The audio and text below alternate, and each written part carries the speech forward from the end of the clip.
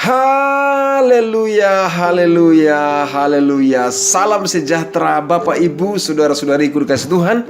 Bagaimana kabar hari ini? Tanggal 9 Mei tahun 2022 ini. Semuanya kiranya dalam keadaan baik. Dan saya berharap Tuhan senantiasa melimpahkan rahmat anugerahnya dalam kehidupan Bapak Ibu. Dan semuanya senantiasa dalam sukacita dan penyertaan Tuhan. Amin. Ibu dan Bapak, saudara-saudari kasih Tuhan, hari ini kita berjumpa kembali dan diberikan oleh Tuhan kesempatan untuk merenungkan firman Tuhan dan berdoa secara bersama-sama. Dan renungan firman Tuhan yang akan saya sampaikan dan yang akan saya bagikan bagi kita semuanya adalah dari Mazmur pasal 127 ayat 1 sampai dengan ayat yang kedua. Ada hal yang sangat menarik di sini, tetapi sebelumnya saya akan bacakan terlebih dahulu firman Tuhan dari ayat yang saya sebutkan tadi. Mazmur pasal 127 ayat 1 sampai dengan ayat yang kedua. Jikalau bukan Tuhan yang membangun rumah, sia-sialah usaha orang yang membangunnya. Jikalau bukan Tuhan yang mengawal kota, sia-sialah pengawal berjaga-jaga.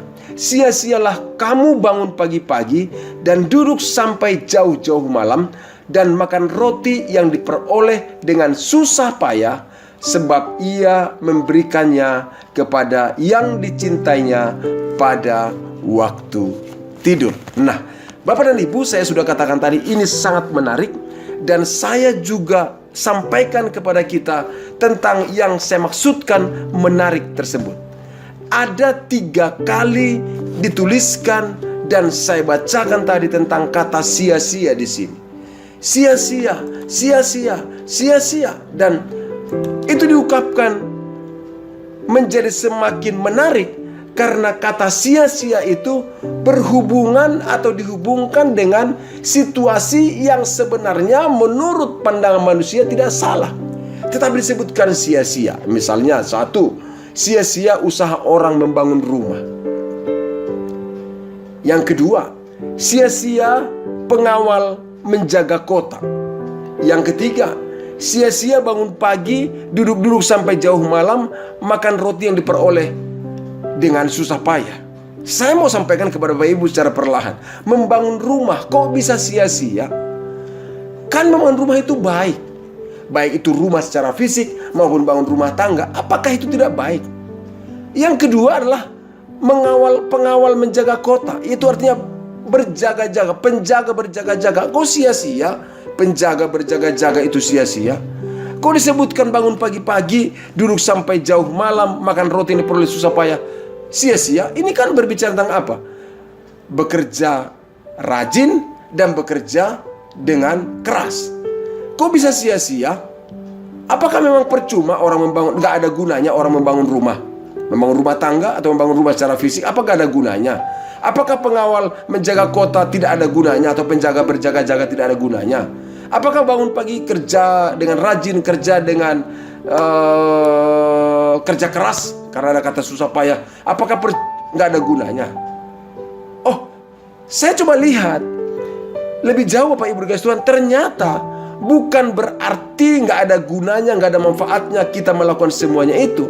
Tetapi sia-sia yang dimaksudkan membangun rumah, sia-sia penjaga menjangkau kota, sia-sia juga bangun pagi-pagi, rajin kerja dan bekerja keras, sia-sia kalau itu semua dikerjakan tanpa melibatkan Tuhan. Semua dikerjakan tanpa Tuhan.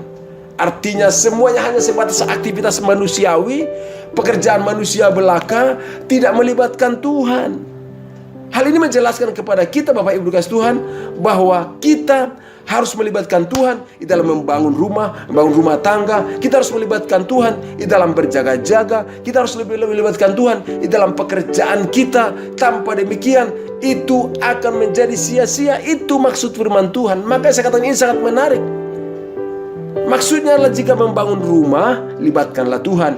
Jika mengawal kota atau menjaga kota, libatkanlah Tuhan. Artinya kalau ada penjaga, libatkanlah Tuhan.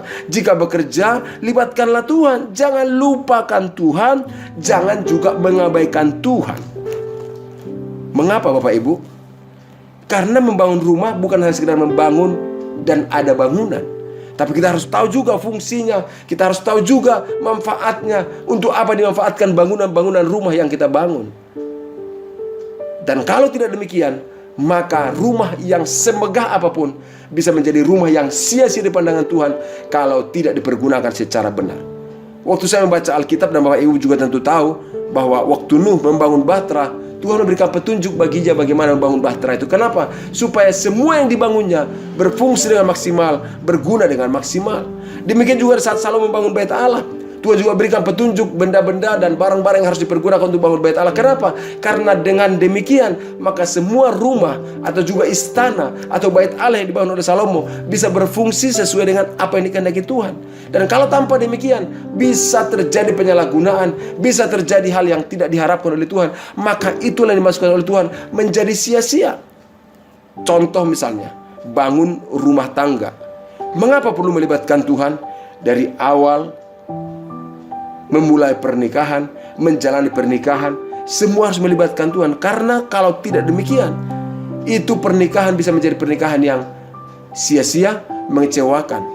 Bapak Ibu, saya mau katakan, mengapa ada banyak keluarga rumah tangga yang akhirnya berantakan? Bukan karena kekurangan berkat, bukan karena kekurangan uang, bukan karena kekurangan harta benda, tapi salah satu menjadi kekurangan utamanya adalah kurang melibatkan Tuhan. Kalau orang melibatkan Tuhan dalam rumah tangganya, dia akan kuat. Kalau orang melibatkan Tuhan dalam keluarganya, dia akan berkemenangan. Kalau orang melibatkan Tuhan dalam seluruh hal-hal yang diharapkan, dia akan mengalami hal yang indah dari Tuhan. Karena membangun rumah tanpa Tuhan sia-sia, tapi membangun rumah bersama dengan Tuhan, itulah yang terbaik dan membawa kemuliaan bagi nama Tuhan, dan juga membawa kehidupan kita mengalami sejahtera dari Tuhan. Tentang apa lagi? Pengawal berjaga-jaga. Ya, saya katakan tanpa Tuhan semua juga akan sia-sia. Kenapa? Karena pengawal menjaga kota, dia juga pribadi yang terbatas. Apakah Anda pikir para pengawal, contoh misalnya satpam di perusahaan, satpam di tempat rumah saudara yang punya satpam di rumah, apakah memang itu bisa diandalkan sepenuhnya? Mereka terbatas. Ya, mereka mengerjakan tugasnya semaksimal mungkin, tapi mereka juga terbatas. Perlu keterlibatan Tuhan. Tapi juga saya katakan selain terbatas, mereka juga punya kelemahan. Bisa saja penjaga yang kita tugaskan menjaga, justru mereka bisa juga terlibat dalam kejahatan, kerjasama dengan yang melakukan kejahatan. Tapi saya mau katakan bahwa itulah yang dimasukkan oleh firman Tuhan. Kalaupun ada pengawal menjaga kota, ada tindakan berjaga-jaga, libatkan Tuhan. Dan juga lebih jauh dikatakan tentang bangun pagi-pagi, bekerja dan rajin, dan juga bekerja keras. Dikatakan sia-sia. Kenapa? Karena semuanya akan seperti menjaring angin tanpa keterlibatan Tuhan.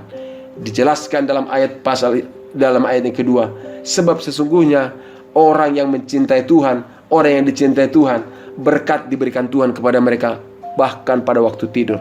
Waktu tidur pun Tuhan akan berikan berkat bagi mereka. Tapi jangan salah, jangan sampai berkata, oh kalau gitu kita banyak tidur aja Pak. Bukan banyak tidur, tapi orang yang mencintai Tuhan atau yang dicintai oleh Tuhan akan mendapatkan berkat pada waktu tidur. Jadi bukan banyak tidur, bukan. Tapi hal ini adalah banyak melibatkan Tuhan. Karena sebagai orang yang dicintai Tuhan, sebagai orang mencintai Tuhan, tentunya harus rajin juga. Dan saya tidak setuju kalau ada orang, karena kita dicintai Tuhan, kita tidur-tiduran saja, malas-malasan saja. Justru orang yang bermalas-malasan itu membuktikan orang itu tidak mencintai Tuhan. Karena orang mencintai Tuhan pasti memiliki sikap yang rajin dalam kehidupannya. Rajin, tapi bukan sekedar rajin, tapi rajin dengan cara melibatkan Tuhan. Saudaraku, masih ingat tentang penciptaan alam semesta? Mengapa sih Tuhan harus menciptakan hari pertama, hari kedua, hari ketiga, hari keempat, hari kelima, hari keenam, hari ketujuh istirahat? Mengapa sih harus dibuat begitu? Apakah Tuhan tidak bisa menciptakan satu hari itu jadi semuanya?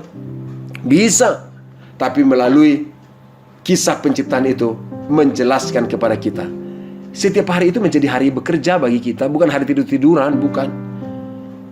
Hari Senin hari bekerja, Selasa hari bekerja, Rabu hari bekerja, tapi bekerja tersebut menjadi hari di mana kita melakukannya sebagai ibadah kita kepada Tuhan. Dan juga sekaligus kita melibatkan Tuhan dalam pekerjaan kita. Karena pekerjaan itu adalah bagian dari tanggung jawab kita di hadapan Tuhan. Sedangkan untuk berkat, itu bagian dari rahmat dan anugerah Tuhan atas kehidupan kita. Dan sebagai orang yang mencintai Tuhan, sebagai orang dicintai Tuhan, harus melibatkan Tuhan. Dan berkatnya juga tercurah bagi kehidupan kita pada saat kita tidur. Itulah sebabnya yang dikatakan oleh pemazmur, sia-sia, sia-sia. Nyanyi ini kan nyanyian ziarah Salomo, saudara. Pemazmur mengatakan, sia-sialah usaha orang membangun rumah, sia-sialah pengawal mengawal kota, sia-sialah bangun pagi-pagi duduk sampai jauh malam, makan roti yang diperoleh dengan susah payah. Mengapa dikatakan sia-sia? Kalau tidak melibatkan Tuhan dalam hidupnya, kalau mengabaikan Tuhan dalam hidupnya. Jadi bukan aktivitasnya yang sia-sia, tapi adalah aktivitas yang tanpa keterlibatan Tuhan. Aktivitas membangun rumah, aktivitas mengawal menjaga kota, aktivitas bekerja rajin dan bersungguh-sungguh tanpa Tuhan, semuanya akan sia-sia. Itulah sebabnya Bapak Ibu dikasih Tuhan, pada kesempatan pagi hari ini atau dalam saat kita merenungkan firman Tuhan dari Mazmur 127 ayat 1 sampai dengan ayat kedua ini, saya menyampaikan kepada kita renungan dan juga sekaligus tantangan yang harus kita lakukan di dalam kehidupan kita. Yang pertama adalah mari membangun dengan melibatkan Tuhan. Membangun rumah tangga, membangun bisnis, membangun pekerjaan, apapun yang sedang Anda bangun, libatkan Tuhan. Yang kedua, mari serahkan hidup kita dalam perlindungan Tuhan, karena Dialah penjaga yang tidak pernah terlelap. Dialah penjaga Israel yang tidak pernah tertidur, dan penjagaan yang terbaik atas kehidupan kita. Yang ketiga, mari kita senantiasa melakukan pekerjaan kita dengan sungguh-sungguh dan serius, tapi jangan lupa untuk memohon berkat dan memohon keterlibatan Tuhan di dalam kehidupan kita. Dan saya percaya apapun jenis pekerjaan Anda, apapun jenis pekerjaan kita, mari kita kerjakan dengan sungguh-sungguh, lakukan dengan serius, dan mohonkanlah berkat Tuhan di atasnya. Dan saya percaya dengan keterlibatan Tuhan, dengan mengandalkan Tuhan, maka semua yang kita kerjakan, baik itu dalam membangun, baik itu dalam sikap berjaga-jaga, baik itu dalam bekerja dengan baik, tidak akan ada yang sia-sia. Tapi semuanya akan mendatangkan berkat Tuhan jika kita melibatkan Tuhan di dalam kehidupan kita. Kiranya Bapak Ibu dikasih Tuhan, hari ini firman Tuhan yang sudah kita dengarkan menginspirasi dan memberkati kita semuanya, dan membawa kita menjadi pribadi-pribadi yang senantiasa libatkan Tuhan. Sebelum bergerak, sebelum bekerja, mintalah tuntunannya dan berdoalah meminta pertolongan dan penyertaannya. Dan saya percaya hari ini kita meminta pertolongan Tuhan, penyertaan Tuhan, Dia akan bawa kita kepada keberhasilan, bukan kepada kesia-siaan. Mari kita berdoa bersama-sama. Bapa yang kami sembah di dalam nama Yesus, kami memohon pengampunan-Mu ya Tuhan, jika di dalam tindakan-tindakan kami mengabaikan Engkau, kami mengandalkan kekuatan kami sendiri. Ampuni kami Tuhan. Pagi hari ini kami bersyukur Engkau yang berfirman kepada kami bahwa semuanya akan sia-sia jika tidak melibatkan Tuhan di dalam kehidupan kami. Benar Tuhan, kami sadar tanpa Tuhan semuanya akan sia-sia. Itulah sebabnya ya Tuhan, hari ini kami berdoa memohon kepadamu, sertai, tolong, tuntun, dan berkatilah kami di dalam kehidupan kami. Apa yang akan kami bangun, apa yang kami akan kerjakan, Tuhan kami butuh Engkau, sertai dan lindungi. Dan hamba berdoa dalam nama Yesus, menyerahkan setiap saudara-saudaraku yang mendengarkan renungan di pagi hari ini. Tuhan, bawalah mereka juga menjadi pribadi-pribadi yang melibatkan Tuhan, yang mengandalkan Tuhan, yang senantiasa memohon penyertaan, berkat, dan pertolongan Tuhan di dalam kehidupan mereka. Hamba berdoa dalam nama Yesus, apapun yang mereka kerjakan hari ini sesuai dengan kehendak Tuhan, sertai, tolong, dan tuntun. Bawalah dalam keberhasilan, dan supaya tidak masuk di dalam kesia-siaan. Hamba berdoa dalam nama Yesus, jika ada yang dalam keadaan sakit, Tuhan sembuhkan. Jika dalam keadaan lemah, Tuhan berikanlah kekuatan. Yang melalui pergumulan, berikanlah jalan keluar. Tuhan yang kami sembah, di dalam nama Yesus Kristus, kami butuh Engkau. Terlibatlah, nyatalah, campur tanganlah atas kehidupan kami yang adalah milik-Mu. Terpujilah Engkau ya Bapa, di dalam nama Yesus Kristus kami berdoa dan kami mengucap syukur. Haleluya. Amin. Bapak dan Ibu, demikianlah renungan dan doa kita pagi hari ini.